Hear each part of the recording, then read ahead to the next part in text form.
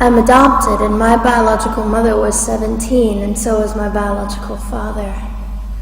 She was 7.5 months pregnant when she decided to go to Planned Parenthood, which is the largest abortion provider in the world, and they counseled her to have a late-term saline abortion, which is a saline salt solution that is injected into the mother's womb. The baby gulps that solution, it burns the baby inside and out, and then she is to deliver a dead baby within 24 hours. And to everyone's great shock and surprise, I didn't arrive dead but alive on April the 6th, 1977 in a Los Angeles County abortion clinic. What's fantastic about this, about the perfect timing of my arrival, is that the abortionist was not on duty yet. So he wasn't even given the opportunity to continue on with his plan for my life, which was death. And I know that I am in a government building, and a beautiful one it is, and I love your country as well as my own. But I know in the age that we live in, it is not at all politically correct to say the name of Jesus Christ in places like this. To bring him into these sorts of meetings, because his name can make people so terribly uncomfortable. But I didn't survive so I could make everyone comfortable. I survived so I could stir things up a bit. And I have a great time doing it.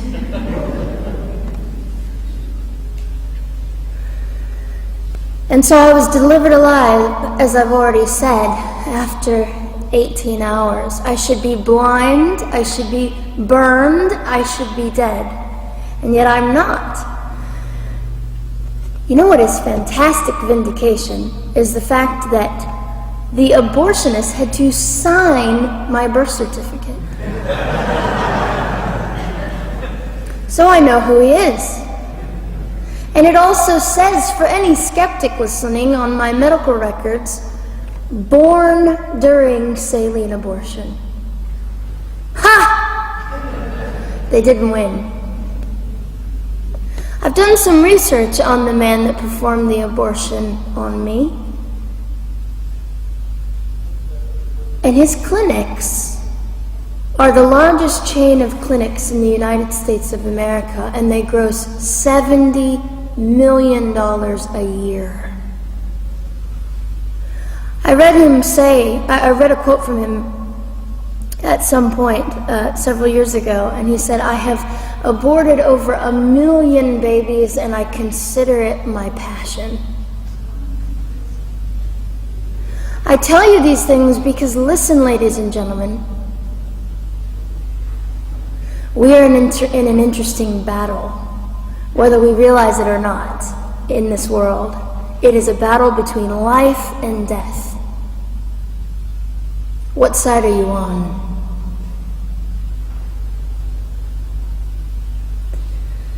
So a nurse called an ambulance and had me transferred to a hospital, which is absolutely miraculous. Generally, the practice at the time, and up until 2002, was, in my country, was to end the life of an abortion survivor by strangulation, suffocation, leaving the baby there to die, or throwing the baby away.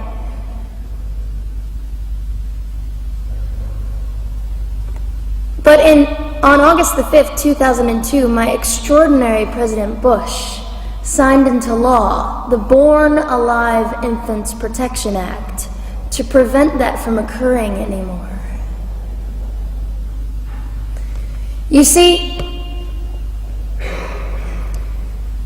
we're playing for keeps. We're playing I'm hoping to be hated by the time that I die so that I can feel God about me and understand what it was to be hated. He was hated. Christ was hated.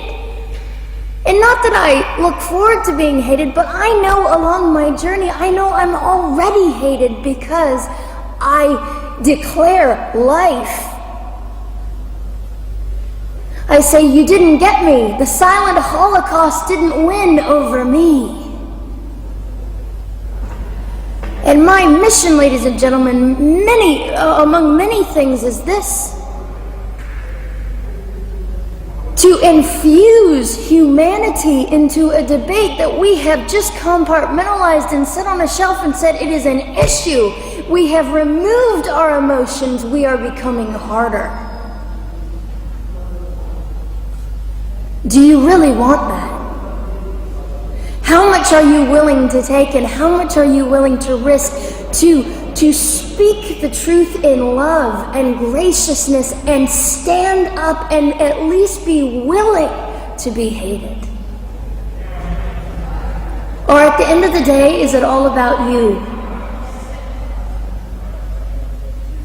or me?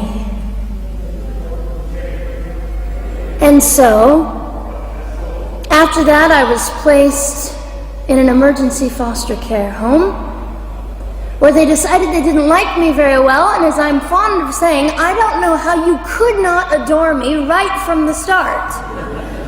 What is wrong with these people? But they didn't.